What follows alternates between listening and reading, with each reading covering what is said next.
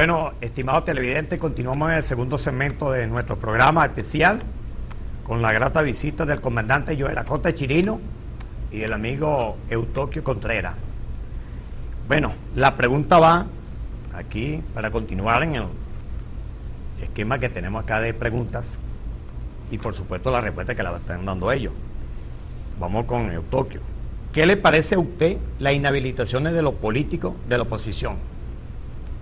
Bueno, la inhabilitación es una figura constitucional, legal y administrativa que tiene que existir. Ahora, no debe haber inhabilitación adjetivada hacia la oposición o hacia el gobierno. No puede ser, porque si la administración de justicia en lo administrativo, en lo penal, se politiza, se banaliza. Esa es como la denuncia de corrupción. Cuando aquí se denuncia a todo el mundo de corrupción, pierde pegada porque se convierte en un instrumento político.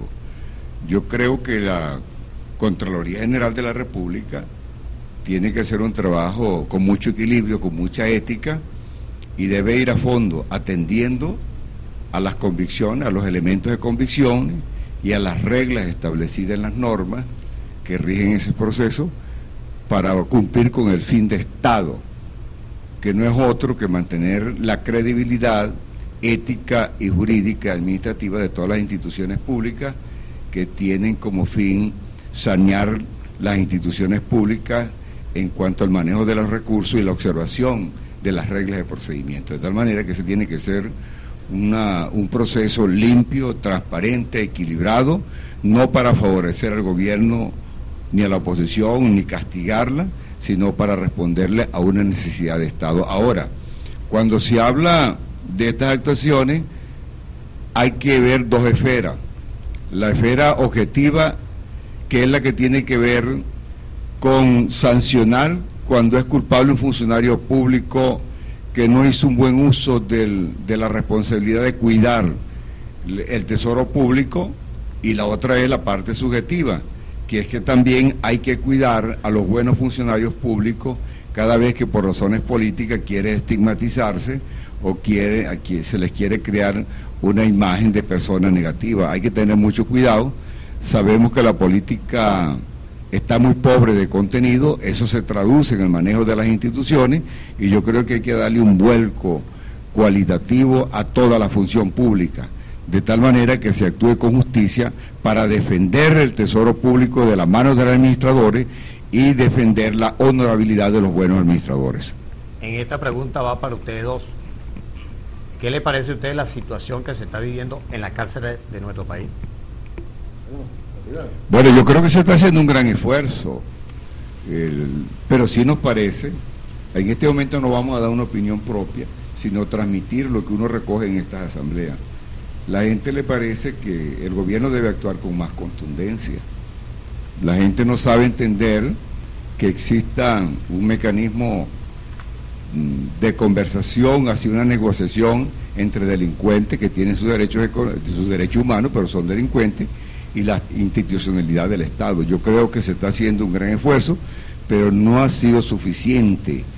Cuando uno observa que el 50% de las opiniones del ministro apuntan hacia dar concesiones de lo que debe hacer por respetar los derechos humanos, me parece que no se está haciendo lo suficiente equilibrado.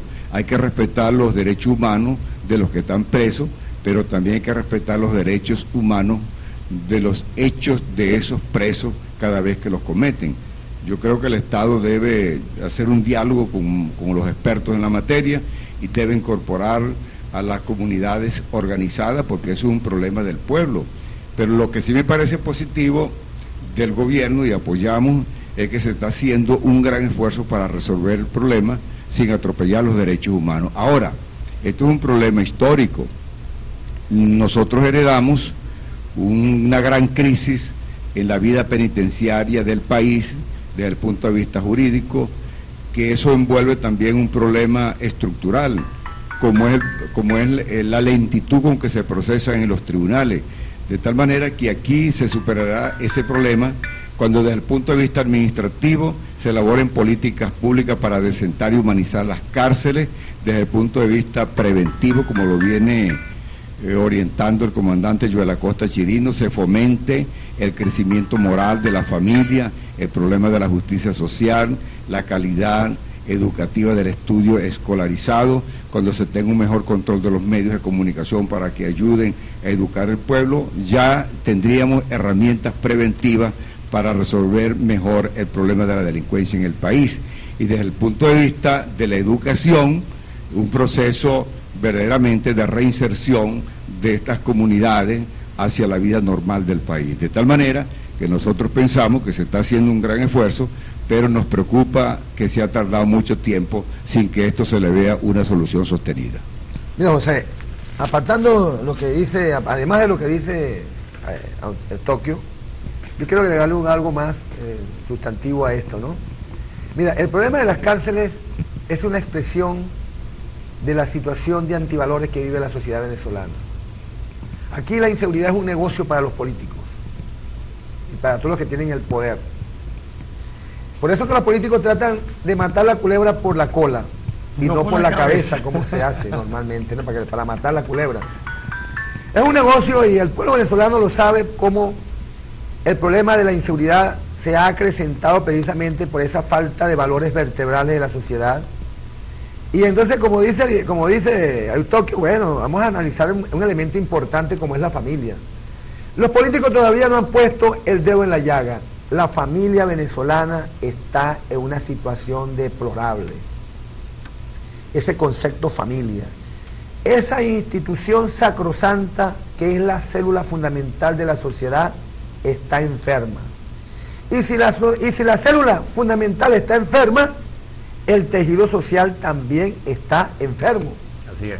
Pero nadie quiere poner el dedo en la llaga. La familia, imagínate ustedes cómo tiene una situación verdaderamente triste, yo creo que angustiosa. Fíjate, el problema de las drogas, el problema del alcoholismo, el problema de la prostitución, el problema del embarazo precoz, ahorita en esta coyuntura fundamental, el problema de la falta de empleo, de la falta de salud, de la falta de educación. Es terrible lo que está ocurriendo en la familia venezolana ahorita. ¿Cuántos niños se encuentran abandonados en la calle? La situación del abandono del hogar es terrible. Entonces, yo creo que es importante en esta situación darle el debido valor a la crisis que vive la familia venezolana. Yo creo pues que el Estado venezolano tiene que ponerse en alerta para restituir los valores que le dan vida a ese concepto familia, para reactivar todo su poder en aras de resolver de una manera integral los problemas que en este momento confronta nuestra familia. Y desde ese sentido yo creo que es importante, por ejemplo, resolver en gran medida el problema del desempleo, por ejemplo. Es necesario que nuestras familias obtengan un ingreso digno que le permita vivir dignamente. Y yo creo pues que un Estado tan rico como el nuestro, con tantos recursos, yo creo que tiene que generar o distribuir mejor la riqueza para que la mayoría de los venezolanos obtengan un beneficio precisamente orientado no a obtener una dádiva o una limosna que lo empobrecería aún más. Yo creo que es necesario que se generen empleos para que la gente nuestra obtenga un ingreso digno que le permita vivir con dignidad. Eso es lo que tenemos que hacer en esta coyuntura. Fíjate tú, por ejemplo, el problema de la vivienda, por ejemplo. La vivienda también afecta de una manera determinante esa solidez del concepto familia.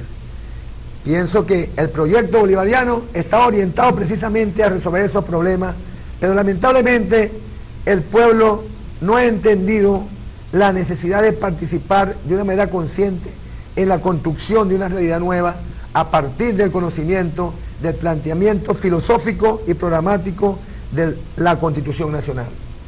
La vivienda, por ejemplo, la vivienda está establecida en el proyecto que sea el mismo pueblo quien la planifique y quien la ejecute. Pero lamentablemente las mafias están esperando que el gobierno lance los recursos para cogerse más de la mitad de los reales. y eso es lo que está ocurriendo. El día que el pueblo se empodere y sea desde el municipio el que planifique los programas de vivienda y sea desde el municipio donde se genere o reciban los ingresos para que el pueblo se organice y construya su propia vivienda, en ese día se resolverá el problema de la vivienda. Mientras tanto, ahí está Chávez. También se tiró encima del problema de la vivienda, fijándose metas prácticamente imposibles de cumplir. Y sobre todo con la situación que vive el país. No, yo creo que la única salida que tiene Hugo Chávez es construir de una buena vez, de una vez por todas, el poder popular, para que sea el mismo pueblo el que maneje ese proceso de construcción de vivienda a partir precisamente de la construcción de lo que es el poder popular. Así es, muy bueno su respuesta, muy clara, objetiva. ¿Cómo ven ustedes las empresas básicas en estos momentos de Guayana, que están ahorita en estos momentos visitándonos ustedes acá? Bueno, nosotros en verdad, pues, en aras de la seriedad, sería irresponsable presentar una caracterización del momento que viven, ¿no? Porque una de las grandes cosas que le ha hecho daño al país es que la gente empieza a dar opiniones al voleo, por lo que la apariencia de un primer vistazo de las cosas o lo que le dicen por manos de terceros. Nosotros vemos que hay dos tipos de opiniones. Hoy mismo se sopesó una asamblea. Hay una visión de que las empresas básicas han dejado de ser el motor de desarrollo del Estado. Parece que no hay la relación progresiva, fecunda, que en una oportunidad ha tenido las estructuras de gobierno regional con las estructuras de las instituciones de las empresas básicas. Se observa también, y eso es evidente, un creciente deterioro en la relación obrero-patronal. Hay demasiada conflictividad y el problema se hace más complejo porque en el mundo mismo de los trabajadores, sobre todo en la esfera de su representante sindical, hay una profunda crisis expresada en sicariato, en batallas permanentes, en actitudes organizadas que van más allá de los intereses de los trabajadores, que no se puede negar que luchen por ello, porque pasan a dañar el funcionamiento de estas estructuras. A mí me parece que hay una crisis de funcionamiento de las empresas básicas. Desde el punto de vista económico, hay un conjunto de denuncias no respondidas por el gobierno. Yo creo que tenemos que hacer un gran esfuerzo de observación de los elementos constitutivos del conocimiento de lo que está pasando, pero indudablemente tenemos que reconocer que hay una crítica creciente que no está siendo atendida adecuadamente, y esa es parte de las observaciones que estamos tomando en esta gira para elevar nuestra opinión y nuestra observación a los niveles gubernamentales correspondientes. Y ahí se mete el tema de la corrupción. Yo soy testigo de excepción que hay operadores que cobran una determinada cantidad de dinero por incorporar, bueno, y sobre eso es que vamos al fondo del problema. El problema es integral. Entonces yo creo que la Contraloría Social, que es otra extraordinaria idea mal implementada, podía ayudar a atacar ese vicio, esa desviación del proceso revolucionario, que tiene un viejo origen, pero que no ha tenido la suficiente actuación, la contundente actuación para corregirla durante la revolución. De esta manera que yo creo, tú empezabas diciendo que qué podemos hacer incorporando con ustedes a este esfuerzo. Lo estamos haciendo de alguna manera, porque yo creo que hay que interpretar la norma B para qué nos da. Hay que organizar a nuestros adultos mayores para levantar un gran movimiento. Yo creo que tienen una gran fuerza.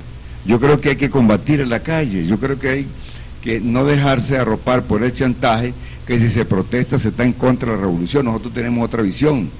Yo creo que cuando tú denuncias al corrupto y pides que destituya a un corrupto revolucionario, estás ayudando más a Chávez a la revolución que aquellos que por cómodos o por miedosos ocultan la verdad de lo que están viendo. Yo creo que esa es la orientación.